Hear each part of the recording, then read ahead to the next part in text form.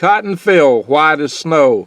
Well, if the grid goes down, there will be no more grow. My friends, farming will come to an end as we know it when the grid goes down. There is not going to be food and clothing and all the stuff like we got today. I don't know if you can see that harvester running behind the tree back there, but they're trying to get this stuff up fast as they can. I'm doing this from my van so that you won't hear all the wind noise on the microphone, but I'll get out and show you the stuff a little closer in a minute.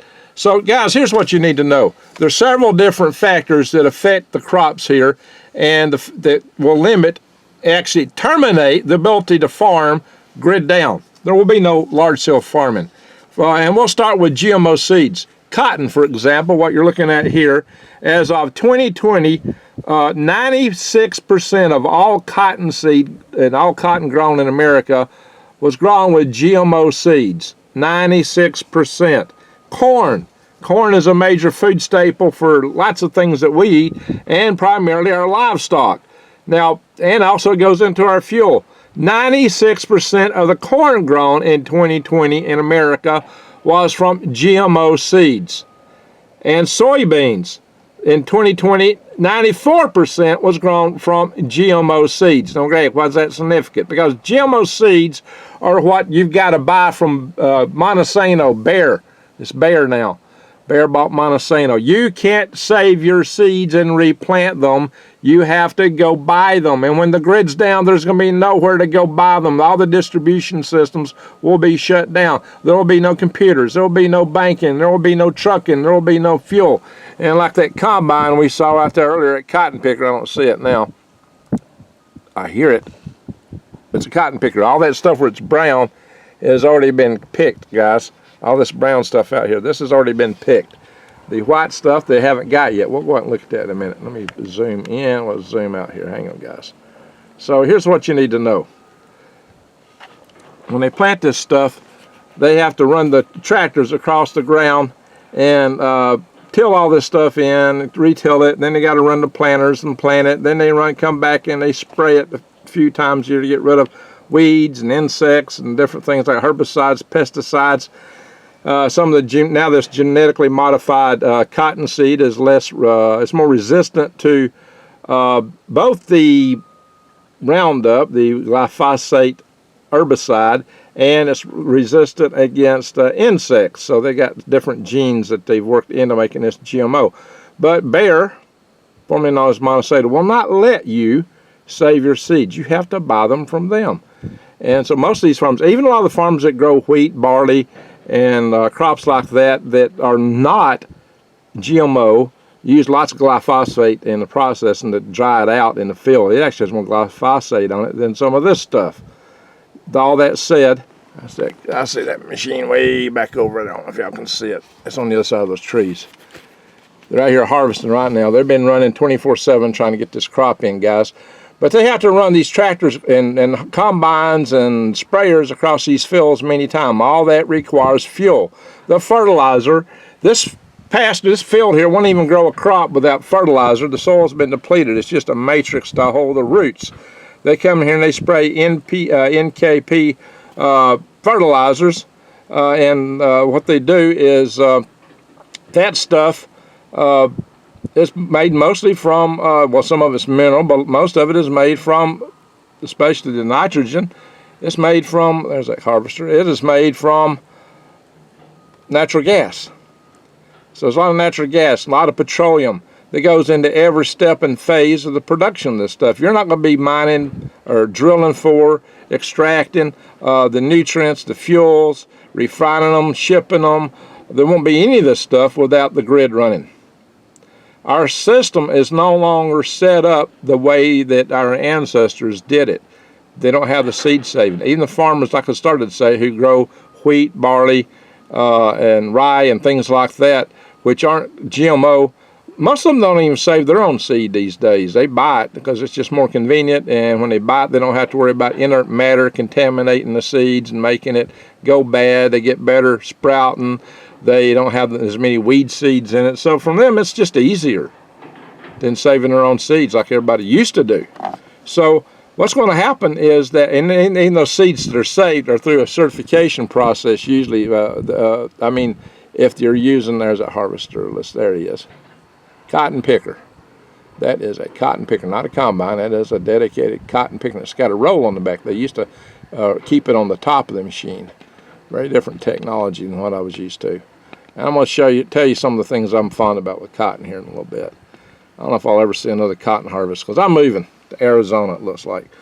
So guys, here's the deal. The complication of seed system we have today, the fuel, the fertilizers, that's all going to be gone.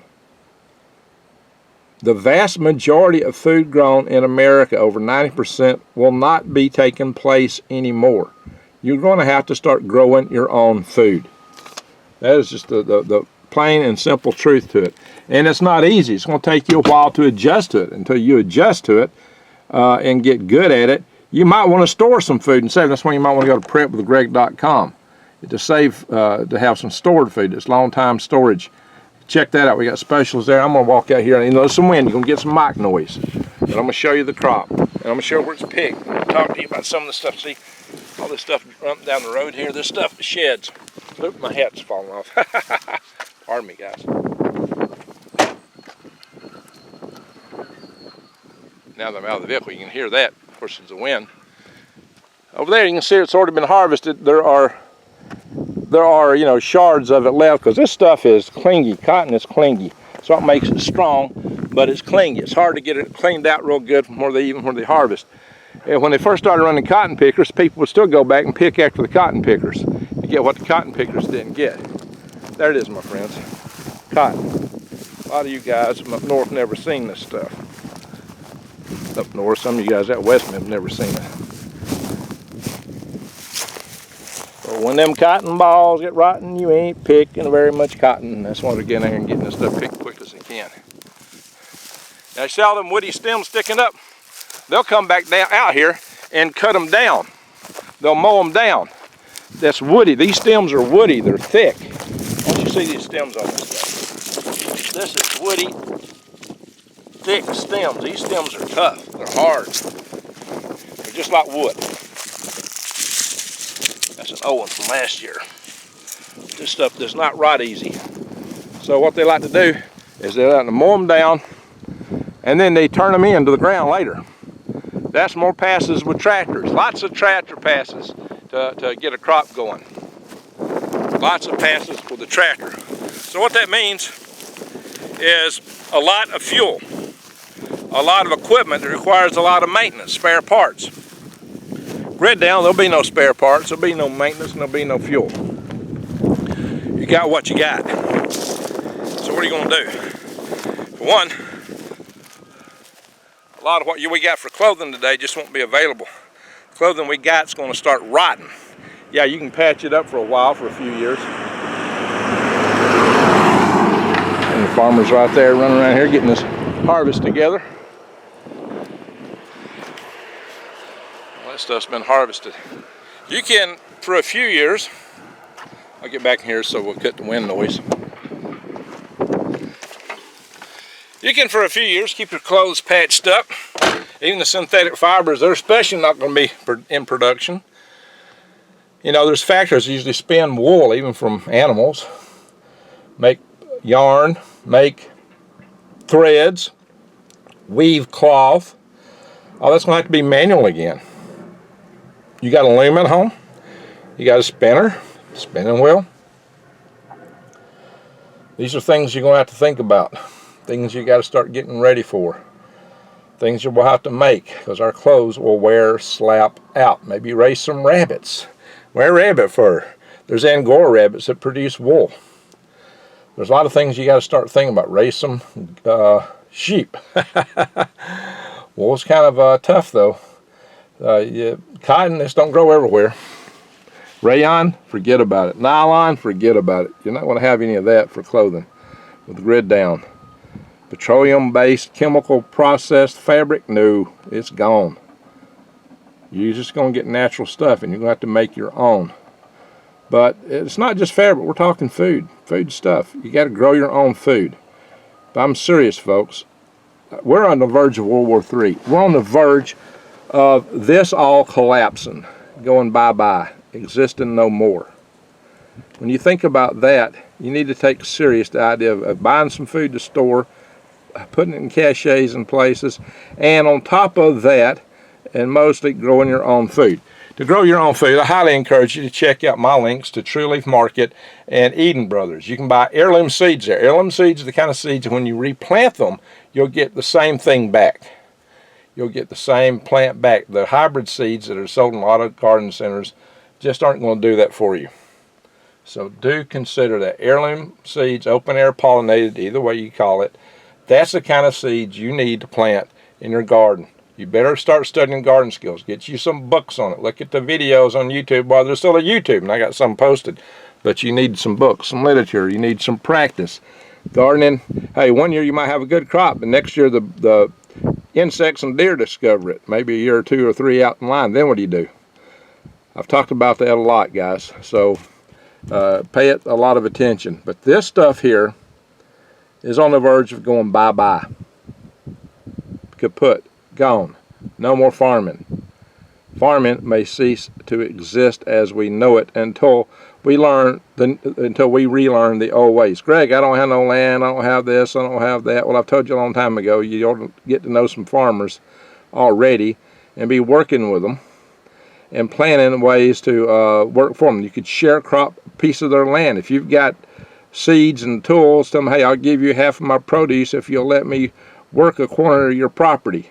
How much can you work? Probably not a lot. The farms used to have a whole lot of manual labor to make all this stuff work.